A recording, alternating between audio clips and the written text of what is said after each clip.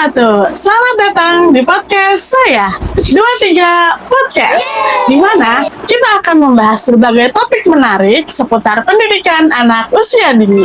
Saya Siti Maisyarah, selaku guru PAUD dan mahasiswa semester 3. Pada episode kali ini, kita akan membahas tema yang sangat penting, yaitu etika, dan bagaimana etika berintegrasi dengan pelayanan kerja serta penanganan komplain dalam pendidikan. Baik, di sini saya tidak sendiri. Saya berkesempatan untuk bisa berbincang langsung dengan Kak Tasya. Oke, Kak Tasya adalah seorang guru PAUD dan juga mahasiswa di suatu universitas. Selamat datang Kak Tasya, terima kasih sudah berkenan hadir untuk bisa menghadiri undangan podcast dari kami. Tasya hari ini sangat terlihat cantik ya penonton. Baik, terima kasih kembali Kak Siti Maisyarah. Senang sekali bisa berada di sini dan bisa berbagi pengalaman. Oke, sebelum kita lanjut untuk membahas tema-tema kita hari ini, sedikit pertanyaan dari saya. Kak Tasya, kita mulai dari tempat tinggal atau alamat rumah. Jadi kita kasih kesempatan Kak Tasya untuk memberitahu tempat tinggal. Oke, Kak Tasya bisa dijelaskan kepada saya dan para penonton setia 23 Podcast di mana Kak Tasya saat ini tinggal. Baik, saya saat ini tinggalnya di perumahan Puri Cikarang Indah, Kecamatan Sukatani. Oke, Kak Tasya ternyata tinggalnya dekat ya. Mungkin dari penonton nanti kalau jika bisa bertemu dengan Kak Tasya, bisa sama-sama Kak Tasya. Oke, sekarang kita lanjut ke pertanyaan soal pendidikan. Apakah Kak Tasya saat ini sedang mengenyam pendidikan? Alhamdulillah, saat ini saya sedang berkuliah, tempatnya di Universitas Pelita Bangsa. Oke, ternyata Kak Tasya kuliahnya di Universitas Pelita Bangsa di Cikarang, bukan? Atau di mana? Iya, di Cikarang. Oke, dan mungkin di sini penonton ada yang berkuliah di Universitas Pelita Bangsa yang di Cikarang, nanti bisa ketemu sama Kak Tasya. Oke, untuk prodi, kalau kita boleh tahu, Kak Tasya ambil prodi apa ya? Saya mengambil jurusannya itu jurusan pendidikan guru anak usia dini. Untuk tahun ini Kak Tasya sudah ada di semester berapa? Alhamdulillah saya di sini sudah semester 3.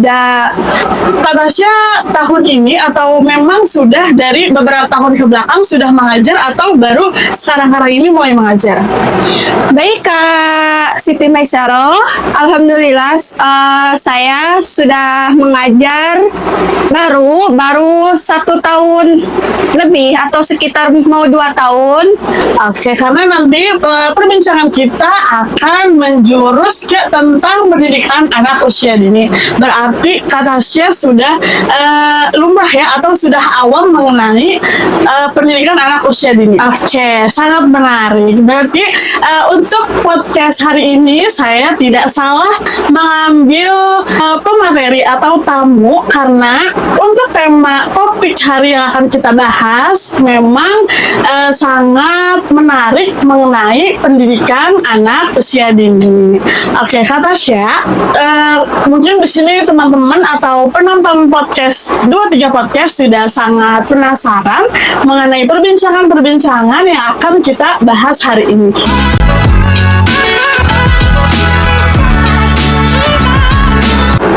Oke, baik penonton setia 23 Podcast, kita akan langsung lanjut untuk perbincangan-perbincangan mengenai pendidikan anak usia dini. Kita akan membahas yang pertama adalah tentang etika.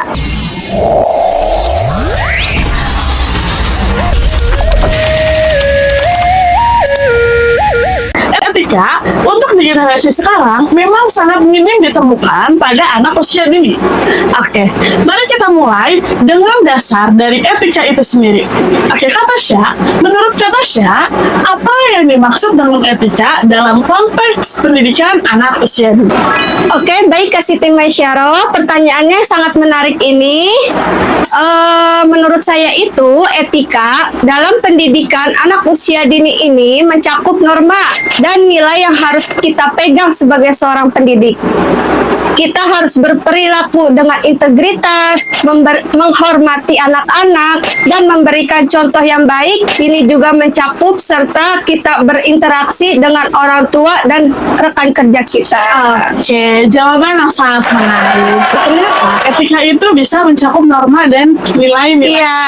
Oke, untuk kata Tasya, setiap kegiatan, setiap peristiwa pasti kita akan mengambil contoh. Jadi dalam etika pun sama, kita pasti mempunyai contoh-contoh dari etika-etika tersebut. Oke, Kak Tasya bisa memberikan apa saja contoh yang lebih konkret dari penerapan etika dalam interaksi sehari-hari di kelas? Oke, contohnya ya Kak ya. Contohnya itu bisa berupa cara kita berbicara kepada anak-anak menggunakan bahasa yang sopan, menghargai pendapat mereka, dan memberikan umpan balik yang konstruktif. Kita juga harus menghormati perbedaan setiap anak dan tidak membedakan perlakuan pada mereka.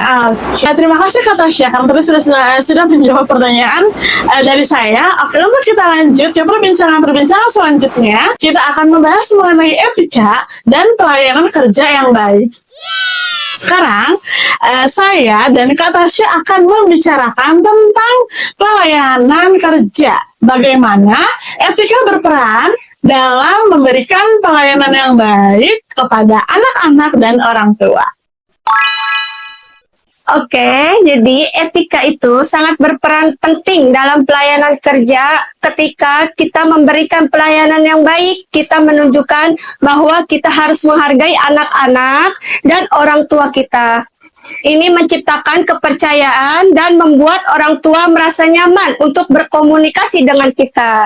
Oke, selanjutnya kita akan bertanya kepada Kak Tasya tadi, karena Kak Tasya sudah berbicara, sudah memberitahu kita bahwa Kak Tasya sudah mengajar, Kak Tasya juga sedang mengenyam pendidikan di suatu universitas. Kita akan bertanya kepada Kak Tasya, apakah Kak Tasya memiliki pengalaman tersendiri atau pengalaman menarik terkait pelayanan kerja yang baik di sekolah selama Kak Tasya terjun atau berkecimpung di dunia pendidikan anak? Oh, tentu ada. Waktu itu ada orang tua mengeluh tentang kurangnya perhatian yang diterima anaknya. Pada saat itu, saya mengundangnya untuk berdiskusi. Saya mendengarkan keluhannya dan bersama-sama kami menemukan cara untuk meningkatkan perhatian kepada anaknya. Ini hasil yang positif dan orang tua merasa sangat dihargai. Oke, untuk para penonton setia 23 podcast, tadi kita sudah membahas mengenai etika pelayanan kerja. Sekarang kita akan lanjut untuk lanjut ke perbincangan selanjutnya, yaitu menangani komplain dengan etika. Oke, mari kita beralih ke topik penanganan komplain. Mengapa penting untuk menangani komplain dengan cara yang etis? Oke, baik. Menangani komplain dengan etis sangat penting karena ini menunjukkan bahwa kita menghargai pandangan orang lain.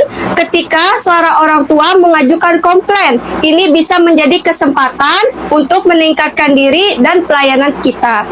Respon yang baik dapat mengubah situasi negatif menjadi yang lebih positif. Oke, sekarang saya mau bertanya ke Kak Tasya, karena untuk menjadi seorang pendidik atau menjadi seorang guru, kita tidak hanya menghadapi karakter anak saja ya. Kita tidak hanya mengerti apa mau anak, kita juga tidak hanya mengerti dunia anak, tetapi kita juga harus bisa berdampingan dengan perilaku orang tua. Terus juga kita harus bisa berbicara kepada orang tua. Oke, sekarang saya mau bertanya kepada Kak Tasya, bagaimana cara Kak Tasya menangani komplain yang mungkin datang dari orang tua? Mungkin para penonton di sini juga atau guru-guru PAUD di sini juga pernah mendapatkan komplain dari orang tua murid yang bilang anak saya ini, anak saya itu. Mungkin nanti Kak Tasya akan bisa memberikan tips dan trik bagaimana cara menangani komplain yang mungkin datang dari orang tua. Baik teman-teman dan Kak Siti Masyaroh, yang pertama itu saya mendengarkan dengan seksama tanpa interupsi.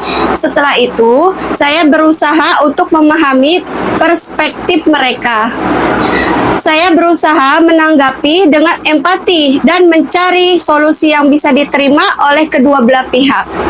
Ia penting untuk memperkuat hubungan kita. Oke, jadi Kak Tasya sudah memberikan satu tips.